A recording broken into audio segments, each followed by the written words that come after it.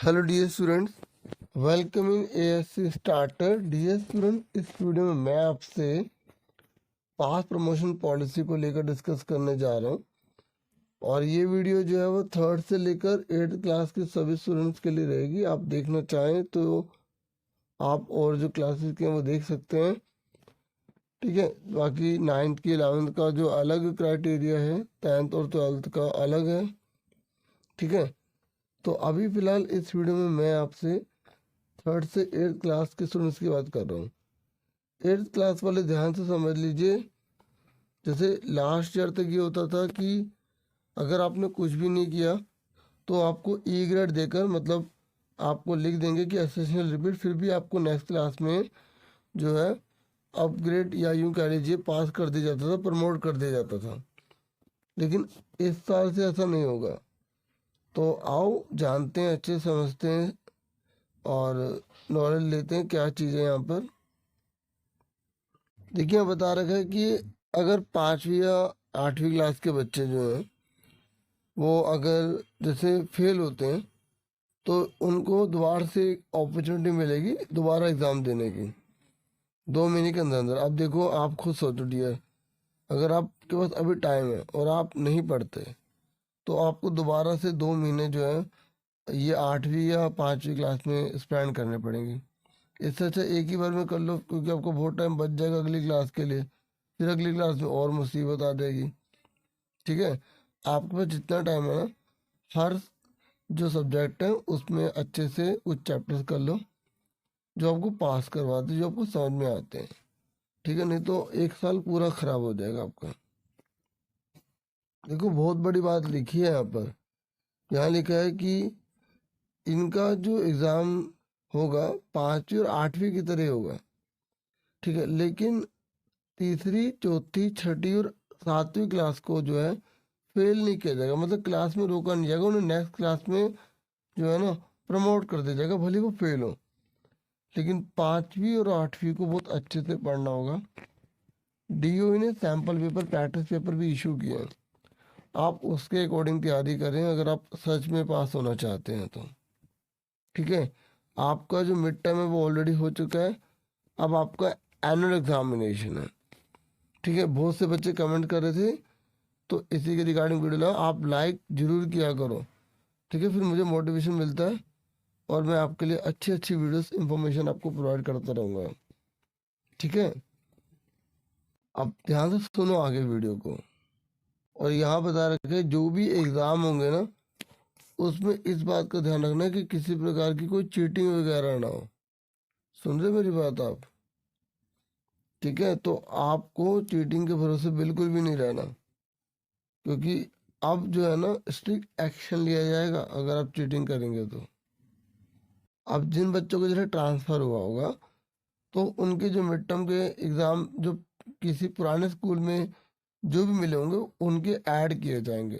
और जो बच्चे जो पहले से किसी स्कूल में पढ़ रहे हैं तो उसके जो मिड टर्म में आए हैं मार्क्स वो भी उसके ऐड होंगे। कहीं मतलब ये बच्चे ना सोचे ना, मतलब आपको बच्चे कह रहे हैं कि सर मेरा ट्रांसफ़र हो गया था तो अब मैं नए स्कूल में आया हूँ, मैंने मिड टर्म के पेपर उस स्कूल में दिए थे, तो क्या फाइनल टर्म में मेरे मिड टर्म के जो मार्क्स है वो जुड़ेंगे? हाँ जी, आपके जुड़ेंगे। और जो एक बच्चे जैसे कि मैं सर मिड टर्म में जिस स्कूल में पढ़ रहा हूँ उस स्कूल में ही मैं फाइनल टर्म के एग्ज़ाम दे रहा हूँ, तो क्या मेरे मिड टर्म के जो है वो जुड़ेंगे मार्क्स जितने भी आए हैं? हाँ, एक रेशियो के हिसाब से जुड़ेंगे, जो यहाँ पर पैटर्न बता रखा है, ठीक है। यहाँ बता रखा है कि अगर किसी बच्चे के 8.1 से 8.4 मार्क्स बन रहे हैं तो उसको 8 दे दिए जाएंगे। अगर 8.5 से 8.9 बन रहे हैं तो उसे 9 दे दिए जाएंगे। मतलब ये राउंड ऑफ करने का फॉर्मूला है, ठीक है। जो 3rd से लेकर 8th क्लास के बच्चे हैं ना वो ये सुन लें, आपके अटेंडेंस के 5 मार्क्स हैं, ठीक है। सब्जेक्ट में जो आपके एनरिचमेंट कितनी है, टीचर आप अपने हिसाब से देंगे। 5 मार्क्स में से कितने देते हैं? अगर आप जो है गुड मैनर्स वाले बच्चे हैं, प्रॉपर होमवर्क करके जाते हैं, कॉपी आपकी पूरी कंप्लीट है, ठीक है, तो आपको 5 में से 5 मिल जाते हैं, ठीक है। तो डिसिप्लिन बच्चे भी हैं आप, तो बहुत सारी क्वालिटी देखी जाती हैं। और प्रोजेक्ट बेस के जो है वो 5 मार्क्स हैं, पोर्टफोलियो आपसे बनवाया होगा 5 मार्क्स, और जो असेसमेंट यूटी वगैरह होते हैं, ठीक है, तो यूटी का तो ये लिखा 5 मार्क्स, और जो मल्टीपल असेसमेंट होते हैं वो 5 मार्क्स। तो देख सकते हो आप 5, 10, 15, 20, 25, 30, तो 30 नंबर तो आपके ऐसे ही आ जाएंगे, ठीक है, अगर आप रेगुलर और सारे काम कर रहे हैं। और जिन बच्चों ने पोर्टफोलियो प्रोजेक्ट वगैरह नहीं बनाए ना, तो प्लीज़ अपने सर से बोल के सबमिट करवा लो, ठीक है, अगर डेट होगी तो वो जरूर कर देंगे, क्योंकि रिजल्ट सारा भेजना पड़ता है पहले से ही। और अब देखो, जो मिड टर्म है ना आपका 20 मार्क्स का रहने वाला है, और जो फाइनल टर्म अब आप देने जा रहे हो 50 मार्क्स का है, ठीक है। ये अब थर्ड से लेकर 5वीं क्लास का अलग पैटर्न है। मिड टर्म का भी एग्ज़ाम 50 मार्क्स का होता, फाइनल टर्म का भी 50 का होता, तो ये 50 में से 20 में कन्वर्ट हो जाएंगे, ये भी जो है 20 में कन्वर्ट हो जाएंगे, ठीक है।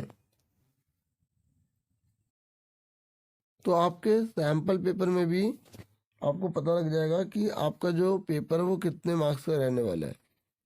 देखिए, जो थर्ड से लेकर जो 5th क्लास है ना, उनका जो पेपर है वो 50 मार्क्स का आएगा, ठीक है, और 50 मार्क्स में से उन्हें मार्क्स मिलेंगे।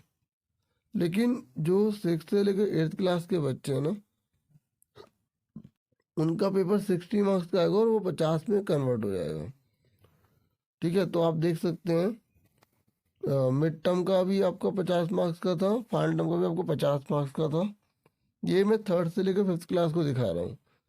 तो 20, 10 और 20, तो MCQ 20 नंबर के, ऑब्जेक्टिव टाइप 10 नंबर के, जिसमें ट्रू फॉल्स वगैरह आ जाएंगे, और 20% में शॉर्ट और लॉन्ग आंसर है।